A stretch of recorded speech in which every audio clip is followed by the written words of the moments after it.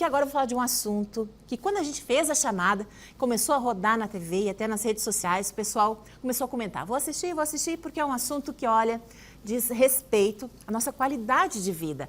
E aí a pergunta é, como é que está a qualidade do seu sono? Você acorda bem disposto, descansado?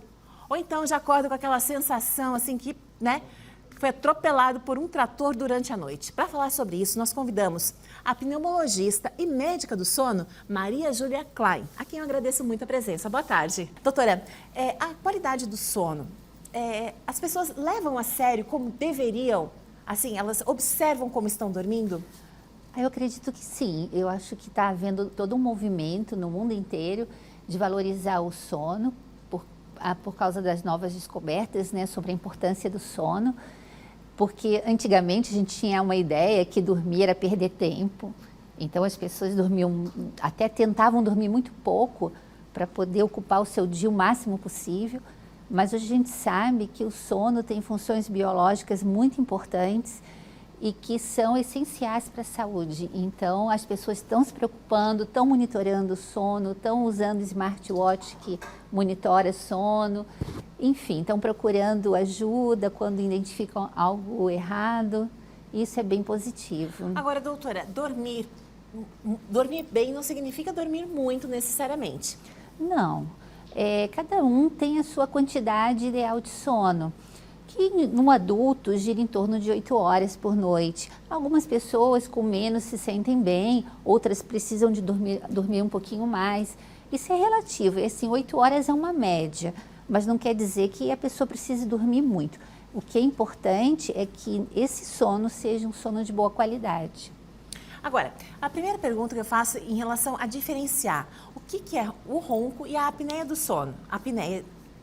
O ronco e a apneia são eventos do mesmo espectro de doença, que é a síndrome da apneia obstrutiva do sono.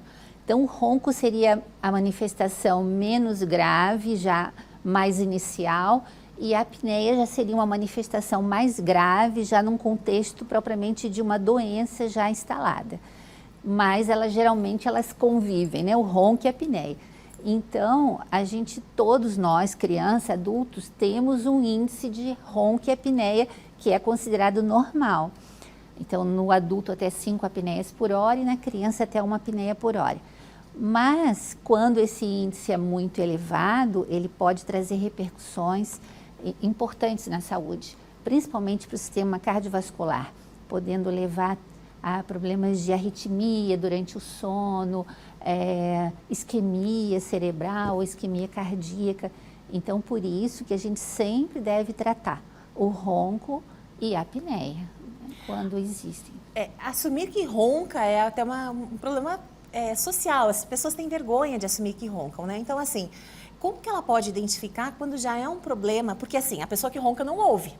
Não. Então, tem essa questão, né? Então, como que ela pode saber que precisa buscar uma ajuda médica? Geralmente são os outros que observam, porque todos os eventos anormais no sono, em geral, vamos dizer todos, mas 99%, eles são inconscientes, porque essa é uma característica do sono, é a gente estar inconsciente. Então, se a gente ronca ou se a gente tem apneia, a gente mesmo, até às vezes, o ronco muito alto pode acordar, mas é um evento. Eu gosto muito de dar o exemplo do sonâmbulo. Ele pode abrir a porta, ele pode sair na rua, ele pode se machucar, mas ele não tem consciência do que ele está fazendo. Por isso é que o pessoal fala, se acordar um sonâmbulo é pior, porque, claro, ele fica muito assustado, porque para ele estava na cama dormindo. A mesma coisa é a questão do ronco e da apneia. Então, quem ronca ou tem apneia não tem essa consciência. Pode acordar, então? Mas pode acordar, porque às vezes o barulho do ronco é tão alto... Não, eu digo, uma outra pessoa pode acordá-lo que não vai dar problema. Não, só que, claro, a pessoa vai ficar assustada, porque ela vai se questionar, mas o que eu estou fazendo aqui? Eu estava dormindo, estava na minha cama, de repente eu estou aqui no meio do quarto, ou no meio da cozinha. É uma sensação muito ruim. Então, esses eventos de sono, esses eventos anormais, eles são inconscientes, né? A maioria são inconscientes. Então, por isso que é importante, quando há um relato de um familiar, geralmente o cônjuge, no caso da criança, os pais que observam que a criança ronca ou tem apneia, e procurar um especialista. E isso independente Porque assim, muita gente associa o ronco ao peso, à ingestão de bebida alcoólica, mas podem ter outros fatores também? Eu acho que é importante entender que o ronco, ele não é um problema do nariz. O ronco é um problema da faringe. É por relaxamento da musculatura da faringe durante o sono. Então, a gente normalmente, quando a gente dorme, a gente relaxa a nossa musculatura como um todo. Mas algumas pessoas têm uma tendência maior a relaxar a musculatura da faringe mais do que outras. Só que até pouco tempo, né, algum tempo atrás, o ronco era considerado normal. Todo mundo ronca, é isso mesmo, não tem problema nenhum em roncar. Mas hoje, com os novos conhecimentos, a gente está vendo que não é bem assim. Então, tem ainda aquele ronco que é um ronco mais benigno, mas existe também um ronco que pode trazer repercussões na saúde. Então, é importante investigar. Então, se o teu marido te falar, você está roncando, ou a tua esposa fala para o marido, você está roncando muito, eu não consigo dormir, ou sai do quarto, vai dormir em outro cômodo, aí está na hora de investigar e tratar, né? Agora, existem vários dispositivos também que prometem acabar com o ronco. Agora, existem riscos, né? Antes de pedir para a senhora comentar, vou chamar a participação de um espectador que mandou uma mensagem para a gente. Olha só. Ronco à noite de boca fechada, tenho rinite, meu queixo é curto. Além de ter 60 anos, isso influencia? Comprei até esse aparelho para colocar no nariz, mas não adiantou nada. Participação da Virgínia. Doutora, como que é uma espécie de um clips, né? Sim, então, é que esses dispositivos, eles visam o nariz. Mas como eu falei, o problema não está no nariz, o problema está na faringe. O fato dela ter o queixo pequeno, isso influencia. Porque se ela tem um queixo pequeno, ela tem uma mandíbula pequena, ela tem pouco espaço para a via aérea. Normalmente a gente já tem uma via aérea pequena, né? Nosso criador fez uma via aérea estreitinha. Então, se a gente já tem no meu caso, por exemplo, que eu tenho um queixo pequeno, então se eu também engordar e eventualmente eu tiver mais deposição de gordura nessa região, pessoas que têm o pescoço curto, o pescoço mais gordinho, esses são candidatos a roncar mais. E aí, o que fazer? Aí é claro que aí piora tudo. Então tem rinite, piora com a rinite, tem que tratar a rinite. Então existem dispositivos intraorais para se colocar na boca, que aí é diferente, não é no nariz, é na boca, para fazer um posicionamento adequado da mandíbula e até um leve movimento da mandíbula para que ela fique um pouco mais projetada, para aumentar o espaço aqui atrás, o espaço da via aérea. E se for algo associado a apneias e for um ronco assim mais grave, uso do CPAP. Mas tudo sob orientação médica, Tudo não dá sob para sair comprando. médica. O que a gente está percebendo assim é que quando a gente fala em CPAP, as pessoas ficam um pouco assustadas com CPAP, né? Mas antigamente, quando a gente falava em óculos, as pessoas também achavam, não, eu não vou usar isso, eu não quero usar isso. E hoje em dia todo mundo usa. Então eu acho que a tendência no futuro é que a maioria das pessoas venham a dormir com CPAP. Uau! Para não roncarem, para ter uma boa noite de sono, para ter uma boa qualidade de vida. Travesseiro anti-ronco resolve?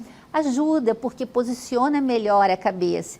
Então, assim, você não precisa exatamente chegar, o ronco eu vou precisar de um CPAP. Não, existe todo um passo a passo. Vamos tratar a rinite, vamos usar um aparelho intraoral, porque às vezes é um ronco mais leve.